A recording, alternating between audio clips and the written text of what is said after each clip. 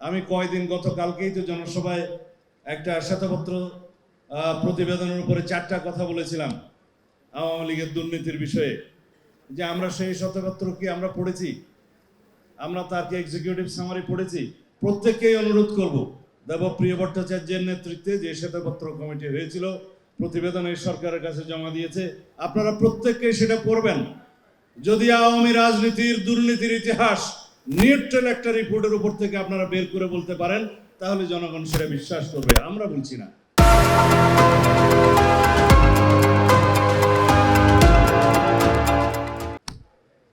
$30 লক্ষ কোটি টাকা যে পাচার হয়েছে সেটা সেই শ্বেতপত্রতে আছে। 4 লক্ষ কোটি টাকার বেশি যে ব্যাংক ঋণ রেখে গিয়েছে সেটা সেই শ্বেতপত্রতে বলেছে। সেই white paper on the state of the Bangladesh economy নামে যে রিপোর্ট, সেটা বেশি পৃষ্ঠা নয়, মাত্র 385 পৃষ্ঠা, আপনারা ইচ্ছা করলে পড়তে পারেন। আর যেটা ইউনাইটেড নেশনসের যে রিপোর্ট, সেটা প্রকাশিত হয়েছে বাংলা এবং ইংরেজি দুটা, ওয়েবসাইটে গেলে পাবেন। ফ্যাক্ট ফাইন্ডিং কমিটির যে রিপোর্ট দিয়েছে on only July and August এই গণ অভ্যুত্থানের উপরে, আমরা কি সেটা পড়েছি? এটাই তো আমাদের রাজনীতির পাঠ্যপুস্তক হওয়া উচিত।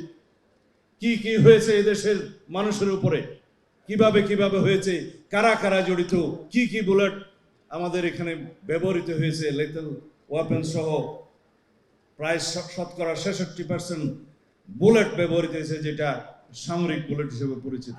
এগুলো আপনারা পড়বেন, মাত্র 105 পৃষ্ঠা, বাংলাটা 128 পৃষ্ঠা। পড়ে নেবেন, ওয়েবসাইটে পাওয়া যায়। আমরা রাজনীতি করি এখনো ইমোশনাল কয়েকটা স্লোগান দিয়ে হবে না, আপনাদেরকে পড়তে হবে।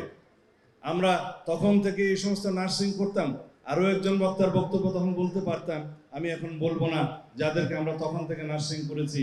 মাননীয় প্রধানমন্ত্রী দেশনেত্রী বেগম খালেদা জিয়া সেই সমস্ত মেধাবীদেরকে অনুপ্রাণিত করতেন।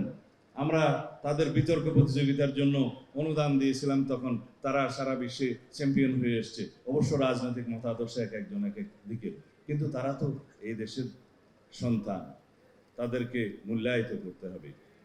আমি যদি এখন কথা বলি যে আমাদের ভবিষ্যৎ রাজনীতি কি হবে, অনেক বেশি সেমিনার নিয়ে কথা বলতে হবে, অনেক বেশি বৈঠক করে কথা বলতে হবে। যিনি আমাদের আগামী দিনের এদেশের গণতান্ত্রিক যাত্রার প্রধান নায়ক জনাব তারেক রহমান, এখন সেই সমস্ত কর্মসূচি অলরেডি প্রণয়ন করে ফেলেছেন প্রায়। এটাই হচ্ছে পরিকল্পনা।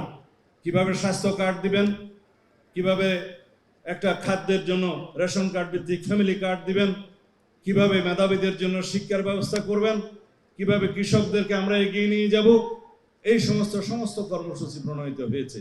কিন্তু সবকিছু নির্ভর করছে গণতান্ত্রিকভাবে যদি একটি নির্বাচিত সরকার আসে, সেই সরকারের নির্বাচিত সরকারের পরিকল্পনা মাফিক আমাদের একত্রিত হওয়ার ভিত্তিতে আমরা যা বলেছি, যদি একটি শক্তিশালী সাংবিধানিক কাঠামো দাঁড় হয়, যদি বাংলাদেশে গণতান্ত্রিক এবং সাংবিধানিক প্রতিষ্ঠানগুলো সত্যভিত্তির উপর দাঁড় হয়, যদি সেই প্রতিষ্ঠানগুলো রক্ষা কবচ হিসেবে কাজ করে গণতন্ত্রের, তাহলে পরে আমরা সেই ভবিষ্যৎ বাংলাদেশ দেখতে পাবো।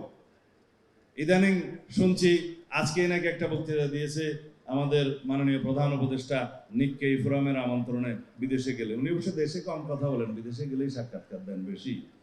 তো ওইখানে উনি বলেছেন যে মাত্র একটি মাত্র দল ডিসেম্বরের মধ্যে নির্বাচন চেয়েছে। যদি ডিসেম্বরের মধ্যে নির্বাচন দিতে হয়, তার বক্তব্যই বলছি, আমি অনলাইনে পড়ে আসলাম, যদি ডিসেম্বরের ভিতরে নির্বাচন দিতে হয় তাহলে নাকি খুব তাড়াহুড়ো করে সংস্কার করতে হবে, এটা তার বক্তব্য। কিন্তু আমাদের কথা হলো চ্যারিটি বিগিনস এট হোম। আমরা বলেছি আপনি আপনার উপদেষ্টা পরিষদে সংস্কার করুন। আপনার উপদেষ্টা পরিষদ নিরপেক্ষ নয়। এখানে 2 জন ছাত্র উপদেষ্টা বসে আছে, তারা একটা দলের। আরেকজন উপদেষ্টা বসে আছে, বিদেশ ভ্রমণ করেছে 20 বছর, এখন বাংলাদেশকে উদ্ধার করতে এসেছেন। তার বিতর্কিত ভূমিকার কারণে বাংলাদেশে বিভিন্ন রাজনৈতিক দল এবং বিভিন্ন সংস্থার মধ্যে একটা দূরত্ব সৃষ্টি হয়েছে।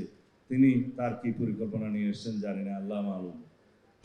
আরো কয়েকজন ফ্যাসিবাদের দোসর আপনার উপদেষ্টা মন্ডলীর মধ্যে আছে।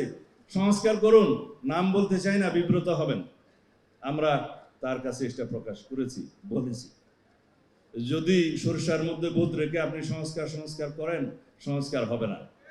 আর সংস্কার, এমন কোনো সংস্কার নেই, সমস্ত সংস্কার যেগুলো এগ্রিড হবে, একটা ন্যাশনাল কনসেনসাস হবে, ব্রডার কনসেনসাস হবে, সেই সমস্ত সংস্কারগুলো এক সপ্তাহ থেকে এক মাসের ভিতরে বাস্তবায়ন করা সম্ভব। যদি আপনি না পারেন আমাদেরকে বলেন, আমরা করি।